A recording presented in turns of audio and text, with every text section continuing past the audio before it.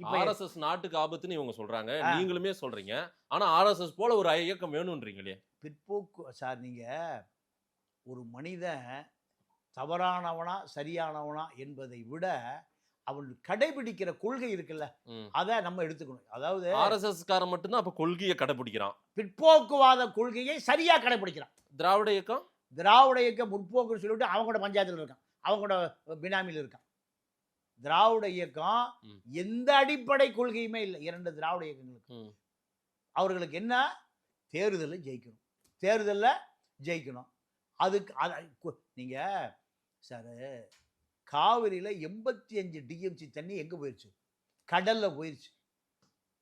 ஆனால் காவிரியினுடைய கடை மடை தூர்வாழப்படவே இல்லை. ஆனா 1000 ரூபான்னு வருஷம் 20,000 கோடி 1000 ரூபான்னு கொடுத்துட்டு இருக்காங்க. ஏன்னா 1000 ரூபாயா தேவை? காவிரியில செக் டேம் கட்டினா முப்போகம் விளையுண்டா, முப்போகம் விளையும். உரிமை தொகை 1000 பேர் உரிமை தொகை. அப்போ 20,000 கோடி வருஷத்துக்கு இதுல போகுது. 200 கோடி இருந்தா காவிரி தூர்வாரி இருக்கலாம். 100 டிஎம்சி தண்ணி கடல்ல போயிருக்காது. விவசாயம் பண்ணி அவன் உரிமையை அவன் பெற்றிருப்பான். மாவோ தான் சொல்லுவாரு, டேய் பசிச்சா மீனை கொடுக்காதே, மீன் பிடிக்க கத்து கொடுங்க.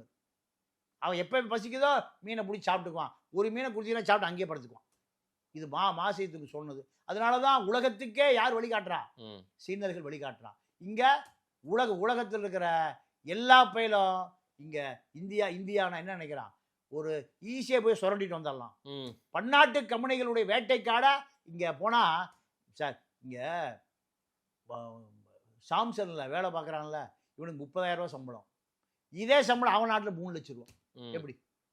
இவனுக்கு 30,000, அங்க அவனுக்கு 3 லட்சம். ஏங்க வர்றான்? இந்த பயலுகளை ஈஸியாக சுரண்டி விட்டு போகலாம்.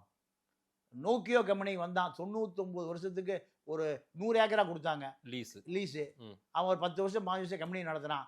கம்பெனி மூடிவிட்டு 99 வருஷம் ரியல் எஸ்டேட் பண்ணிட்டு இருக்கிறான். 10,000 கோடி லாபம். எவ்வளவு முட்டா பயலுக்கு தமிழம் போறான்.